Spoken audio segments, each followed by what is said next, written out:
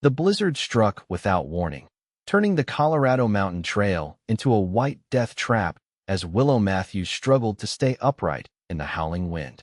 Her so-called traveling companions had abandoned her hours ago, taking her horse, supplies, and any chance of survival when they discovered the gold coins sewn into the lining of her trunk. Now, as the snow stung her face and her fingers grew numb, the 20-year-old wondered if she would ever see the morning sun again. Willow stumbled and fell to her knees, the heavy skirts of her dress soaking up snow and weighing her down. She had come west to escape the clutches of a greedy uncle who sought to marry her off for his own financial gain after her parents' death. Now it seemed she had fled one death sentence only to encounter another. "Keep moving," she whispered to herself, but her limbs refused to cooperate. The cold seeped into her bones, and an alarming drowsiness began to overtake her.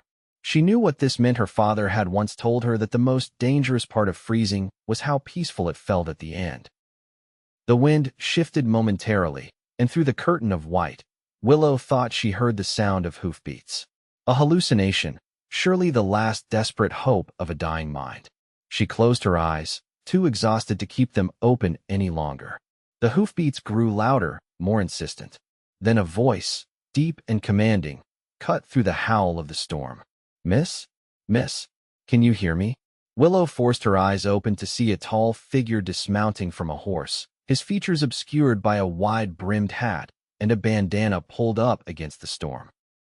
"I'm here," she tried to say, but her voice emerged as little more than a whisper. The stranger was beside her in an instant, strong hands gripping her shoulders. When he pulled down his bandana, she saw a face weathered by sun and wind, with concerned eyes the color of a summer sky. "You're half frozen," he said, his voice rough with worry. Without hesitation, he shrugged out of his heavy sheepskin coat and wrapped it around her trembling form. The residual warmth from his body enveloped her, and the scent of leather, horse, and pine filled her nostrils. "Can't leave you out here," he muttered, more to himself than to her. "Storm's getting worse." Before Willow could respond, he had lifted her into his arms as if she weighed nothing at all. With surprising gentleness, he placed her on his horse, then swung up behind her, one arm securing her against his chest. "Name's Knox Xavier," he said close to her ear as he turned the horse into the wind. "Got a cabin not far from here. Hold on tight, miss."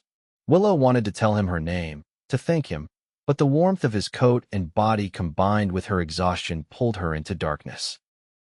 When she awoke, it was to the crackle of a fire and the smell of coffee. She was lying on a narrow bed covered with thick furs, still wrapped in the man's coat. The cabin was small but sturdy, with a stone fireplace dominating one wall. Knox Xavier sat at a rough-hewn table, cleaning a rifle.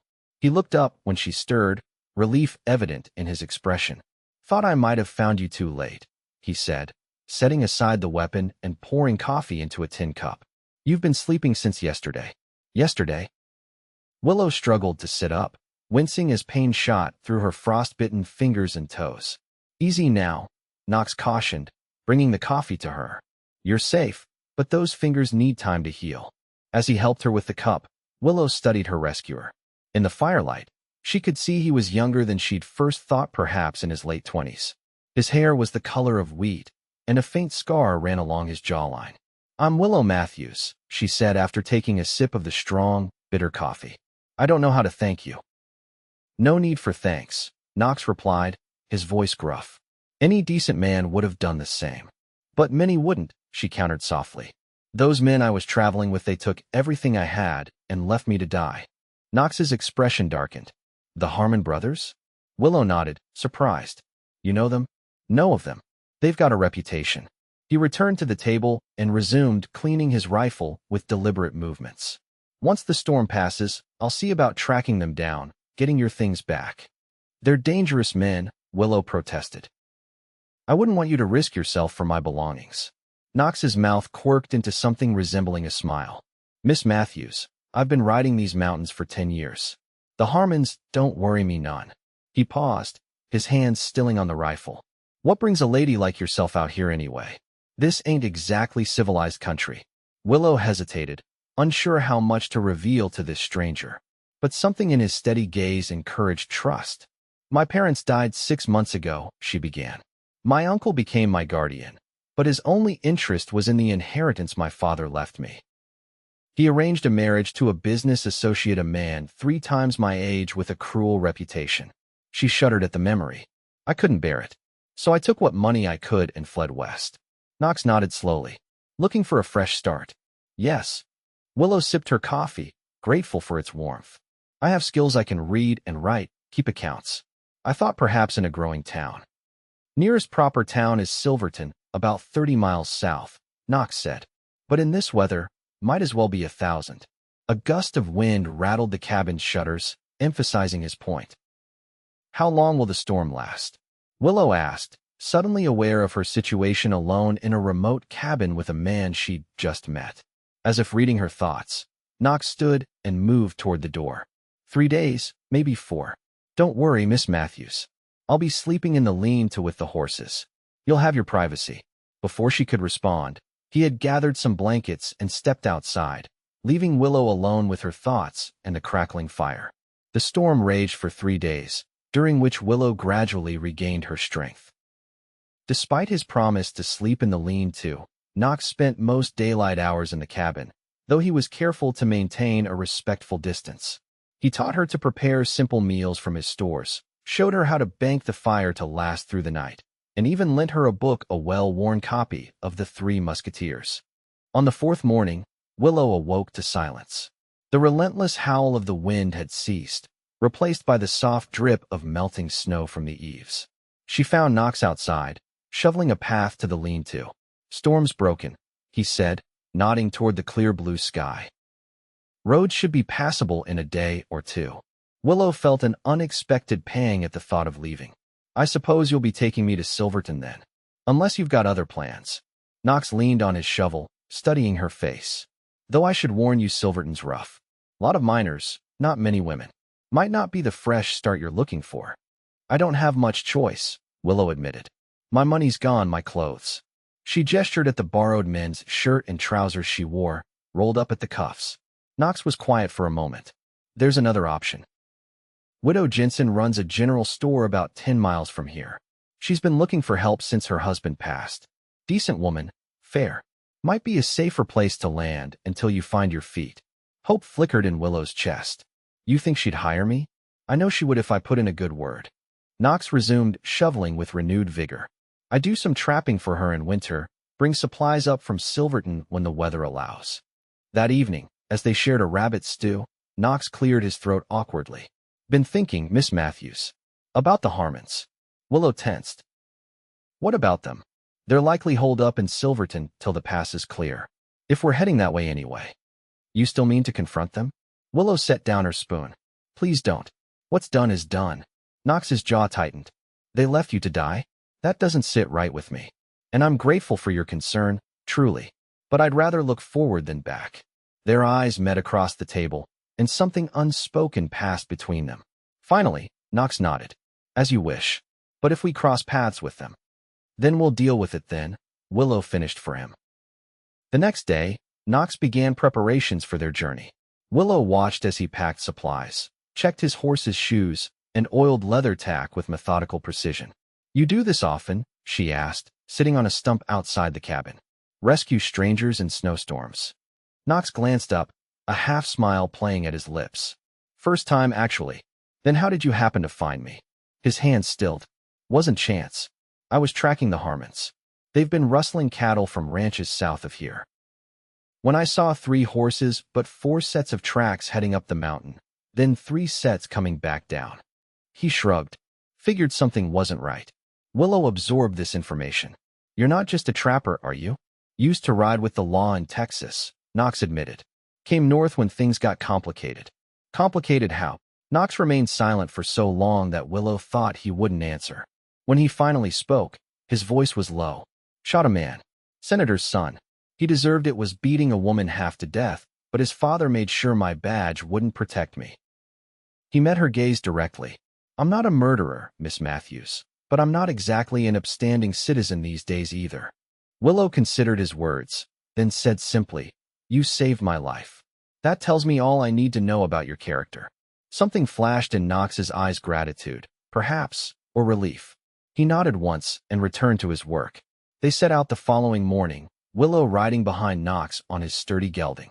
The world around them was transformed by the snow, the pine trees weighted with white, the mountains gleaming in the sunlight. Despite the cold, Willow found herself enjoying the journey, especially the solid warmth of Knox's back against her chest.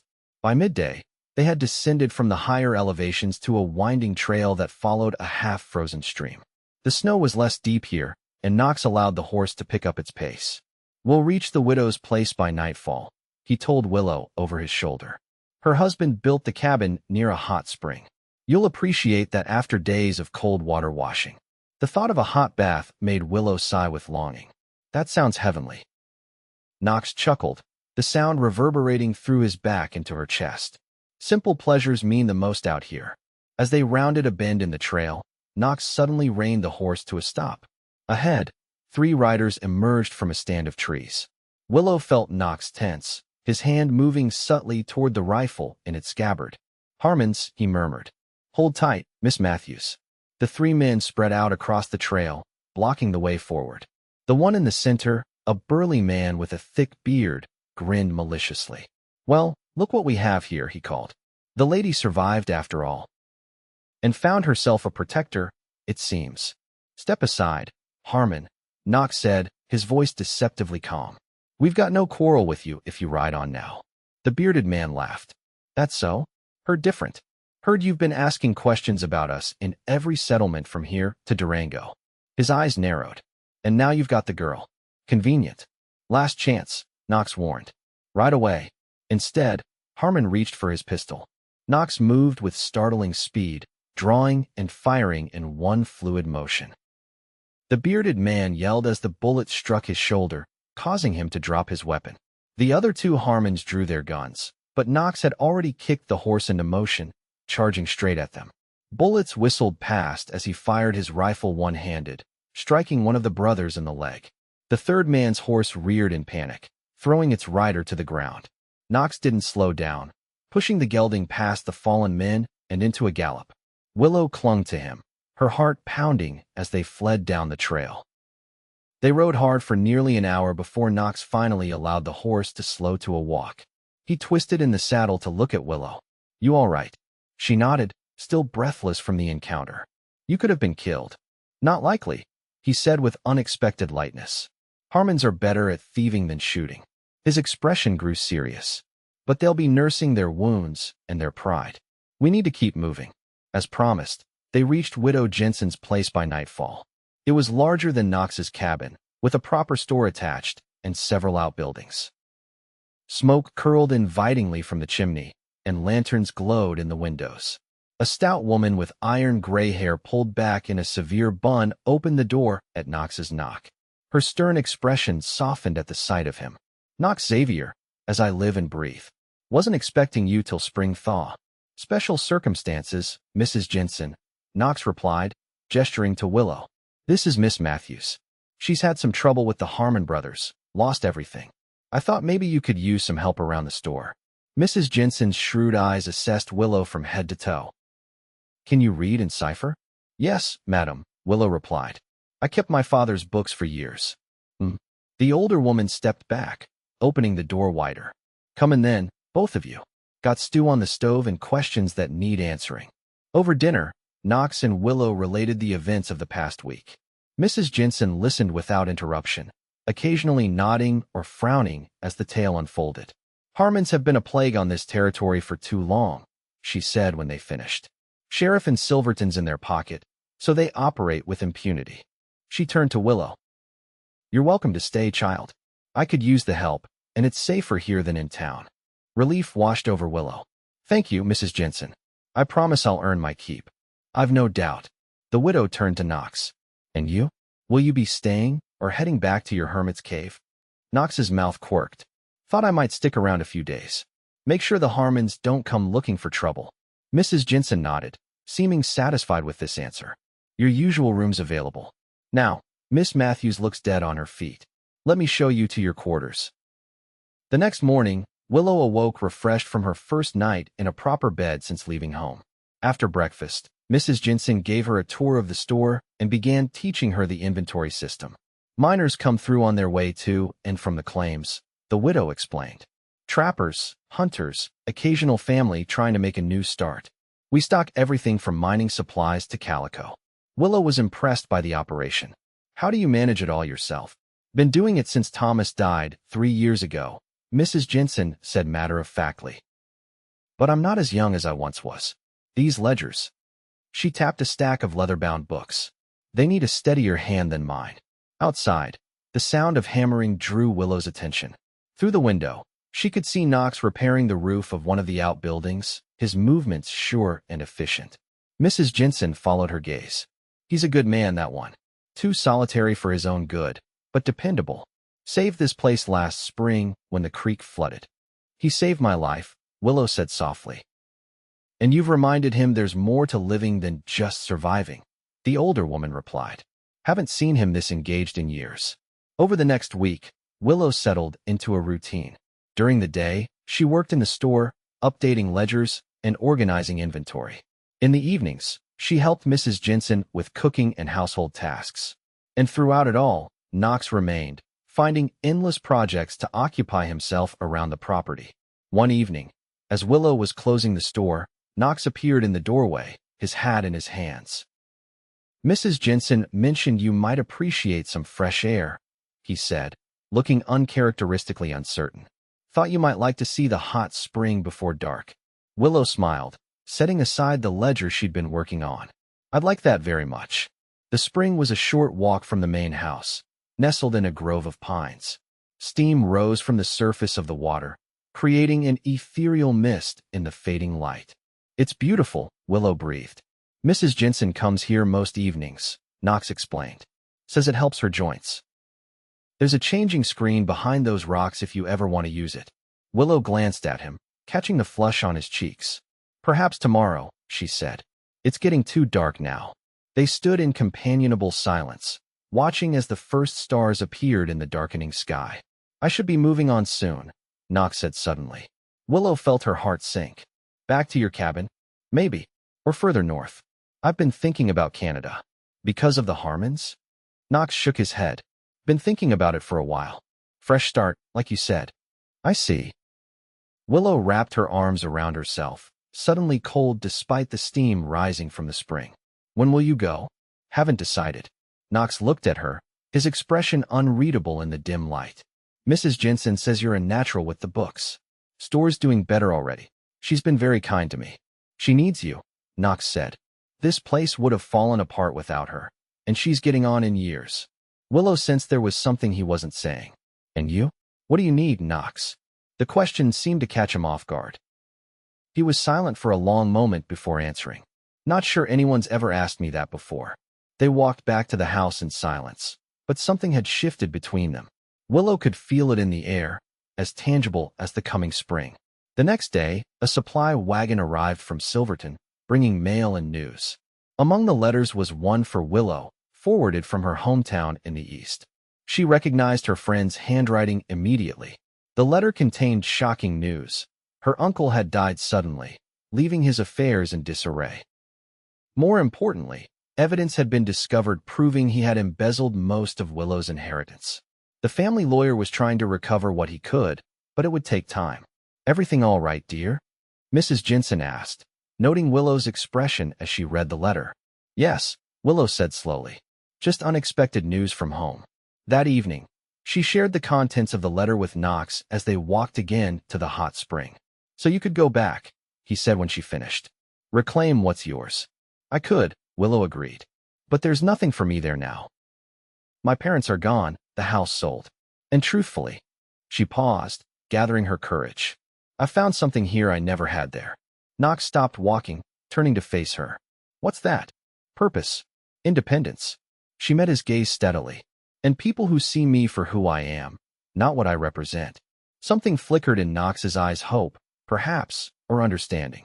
He took a step closer. Willow, he began, but was interrupted by the sound of approaching horses. They both turned to see 3 riders emerging from the trees, the Harmon brothers, with the bearded leader's arm in a sling. Thought we'd find you here, Harmon called. Got some unfinished business, Xavier. Knox pushed Willow behind him. Get back to the house, he murmured. Get Mrs. Jensen's shotgun. I won't leave you, she whispered fiercely. The Harmons dismounted, spreading out as they approached. The bearded one, Lucas Harmon, Willow had learned, spat on the ground. You cost us a lot of trouble, he said, glaring at Knox. Shot up my brother Tom pretty bad. Doc says he might lose that leg. You left a woman to die in a blizzard, Knox replied evenly. Count yourself lucky if a leg is all you lose. Lucas Harmon's face darkened with anger. Always thought you were better than everyone else, didn't you, Xavier? Even back in Texas. Well, your badge can't help you now. Knox's hand hovered near his pistol. This doesn't have to end in bloodshed, Harmon. Too late for that. Lucas nodded to his brothers, who began to spread out further. What happened next occurred so quickly that Willow could hardly follow it. Knox drew his gun just as the Harmons reached for theirs. Shots rang out, and one of the brothers fell with a cry. Knox dove behind a boulder, pulling Willow with him as bullets splintered the rock above their heads. Stay down, he ordered, returning fire. The exchange lasted only moments, but to Willow, it seemed an eternity. When silence finally fell, she peered around the boulder to see two of the Harmons lying motionless on the ground. Lucas was wounded but still on his feet, his gun trained on Knox, who had emerged from cover. Finish it, Lucas growled, blood seeping through his shirt from a fresh wound in his chest. You've killed my brothers. Might as well kill me too. Knox kept his pistol steady. Drop the gun, Harmon. It's over. For a tense moment, Willow thought Lucas would force Knox to shoot him. Then, with a grimace of pain and defeat, the outlaw let his weapon fall to the ground. Should have killed me when you had the chance, he muttered, sinking to his knees. That's not who I am, Knox replied, moving forward to secure the fallen gun. The sound of a wagon approaching drew their attention. Mrs. Jensen appeared, shotgun in hand, with several miners who had been staying in her bunkhouse. Heard the shots, she said, surveying the scene. Harmons finally came calling, did they? Knox nodded, keeping his gun on Lucas. Two dead. This one needs a doctor, then a jail cell. One of the miners stepped forward. New sheriff in Silverton might actually hold him this time. Word is he's cleaning house. As the miners took charge of the wounded Harmon and the bodies of his brothers, Willow moved to Knox's side. There was a shallow graze on his arm where a bullet had caught him. You're hurt, she said, examining the wound. It's nothing. Knox holstered his pistol, his eyes never leaving her face. Are you all right? Yes. Willow suddenly felt overwhelmed by the events of the day, the letter, the gunfight, the realization of how easily she could have lost him. But I'm not sure you are. Knox's expression was troubled. This is why I live alone, Willow. Violence follows me. The Harmons would have come regardless, she argued. You stood your ground to protect others. That's not something to be ashamed of. Mrs. Jensen approached, interrupting their conversation. Let's get that arm tended to, Knox. And then I think we all need a stiff drink. Later that night, after Lucas Harmon had been taken to Silverton under guard and the property had quieted, Willow found Knox sitting alone on the porch, staring at the stars. She sat beside him, offering a cup of coffee laced with whiskey. Mrs. Jensen's prescription, she explained. Knox accepted the cup with a small smile. Effective medicine. They sat in silence for a while, the events of the day settling around them like the night air. I've been thinking about what you said, Knox finally spoke. About finding purpose here. Willow turned to look at him, his profile silver in the moonlight. And maybe there's purpose for me here too. He met her gaze. If I stayed. Hope bloomed in Willow's chest. Mrs. Jensen could use help with the heavy work, she said carefully. And the store's expanding. It's not just the work, Knox said quietly. It's you, Willow. Since I found you in that snowstorm. He hesitated, then continued with newfound resolve. I wrapped you in my coat that day, but you've somehow wrapped yourself around my heart. Willow reached for his hand, finding it warm and solid in the cool night air. I was thinking the same thing about you. Knox's fingers tightened around hers. I'm not a man of means. Got a cabin, some traps, a good horse. That's about it. I don't need means, Willow replied. I need a good man. One who would ride into a blizzard to save a stranger. A slow smile spread across Knox's face, transforming his usually serious expression. He leaned forward, hesitating just before his lips met hers, giving her time to pull away if she wished. Instead, Willow closed the distance between them, sealing their newfound understanding with a kiss. Spring arrived early that year, bringing with it new beginnings. Knox built a small cabin on Mrs. Jensen's property, close enough to help with the store, but with enough privacy for a newlywed couple. The hot spring became their evening ritual, a place to wash away the day's work and plan their future. 1 year to the day after Knox had found Willow in the snowstorm, they stood together on the porch of their cabin, watching as the first flakes of winter drifted down from a pewter sky. Strange to think, Willow mused, nestled against her husband's chest, his coat wrapped around them both. If not for that blizzard, we might never have met. Knox pressed a kiss to her temple. I'd have found you somehow. Some things are just meant to be. As if in agreement, the child growing within Willow kicked, making them both laugh. Their family was expanding, just as the store had expanded, just as their love had grown from that first desperate meeting in the snow.